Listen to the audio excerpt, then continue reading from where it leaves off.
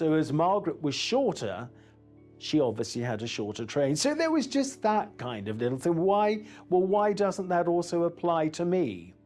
As she grew up, of course, she knew perfectly well why there would be those kind of certain differences. Margaret was confirmed into the Church of England on April 15th, 1946. She, Elizabeth, and their parents left for a state trip in southern Africa on February 1st. Margaret's 3-month stay was the first time travelling outside the country, and she said she remembered every minute of it. Peter Townsend, the King's equerry, was Margaret's chaperone. He was particularly strict with Margaret, whom he reportedly thought of as a pampered kid.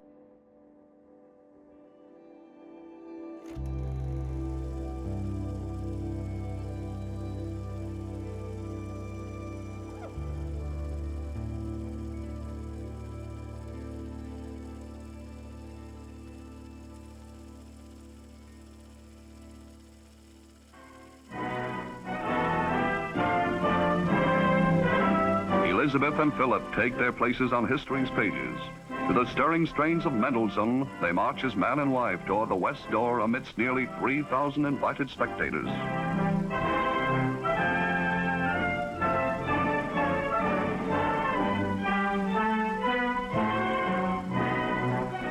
It is a deeply moving occasion, and yet a supremely happy one for the King and Queen as well as the Queen Mother.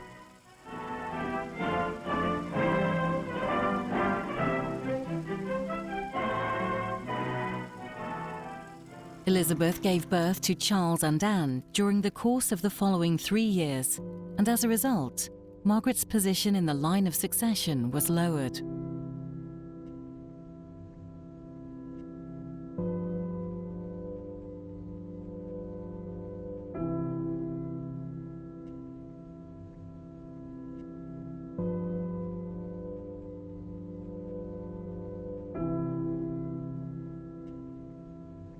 I think the first thing that one thinks of is her beauty. She became, from a pretty child, she did become a stunningly beautiful woman. From the age of 18, at that time, aristocratic girls, if you like, came out at the age of 18, meaning that they were debutantes and they were being launched into the world. Well, as Princess Margaret said to me, my coming out year, such as it was, wasn't too exciting because it was pretty soon after the end of the war, kind of 1948, you know.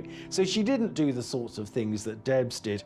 But having said that, there'd always been immense interest in both the princesses. In the 50s, 1950s, the world's media was interested and wanted photographs of only 2 women. One was Elizabeth Taylor, the actress, and the other was Princess Margaret. And the reason being was that they were seen to be so fascinating by the news media, and because they were both incredibly beautiful. And of course, you know, Princess Margaret loved going off to nightclubs. The 400 and the Embassy Club were places that she loved going. And at 19, she caused a bit of a stir by being photographed smoking a cigarette through a very long cigarette holder. Her grandmother, Queen Mary, smoked. Her father smoked. The Duchess of Kent smoked. The fact was, though, that Princess Margaret was probably the first of them to actually be photographed smoking in public, even though it was in a nightclub. And this kind of had a knock-on effect. She became, if you like, she became a role model to a lot of her generation. And when she smoked, you know, if parents, so I understand it, remonstrated with their young daughters about smoking, which of course was perfectly acceptable in those days, they would say, well, Princess Margaret smokes, so I'm going to smoke. And, you know, there was just the most immense and intense interest in everything that she did. When she went on a tour of Italy when she was 18, I think it was probably in Venice, where a chambermaid had been bribed to let a journalist into her bedroom, who then, this journalist described absolutely everything: the colour of her nail varnish, the perfume she wore, the colour of her lipstick.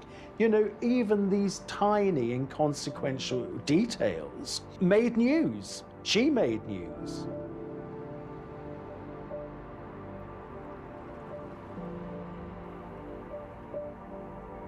Princess Margaret being described as the life and soul of the party, she wouldn't have described herself as such. She loved a good party, and as she said to me on one occasion, we gave some marvellous parties here, you know, some really great parties, meaning at Kensington Palace with, you know, real A-listers.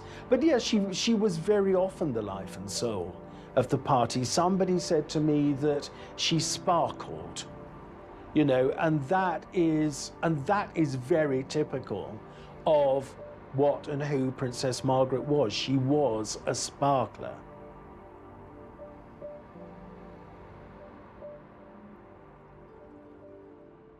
The stress of the war had taken its toll on George's health, made worse by his heavy smoking and subsequent development of lung cancer, among other ailments.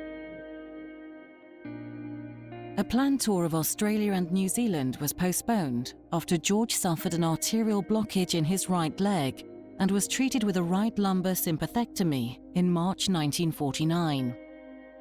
Elizabeth took on more royal duties as her father's health deteriorated.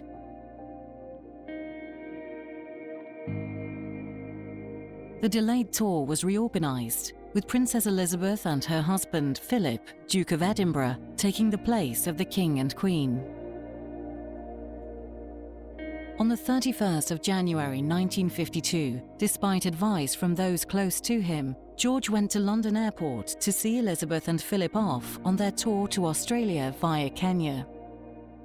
It was his last public appearance. 6 days later, at 7:30 on the morning of the 6th of February, he was found dead in bed at Sandringham House in Norfolk. He died in the night from a coronary thrombosis at age 56. Margaret and her father were exceptionally close, and she was believed to be one of the last to see him in his final hours. This was a year that would shape her life in many ways. Suddenly, Margaret felt more alone than ever.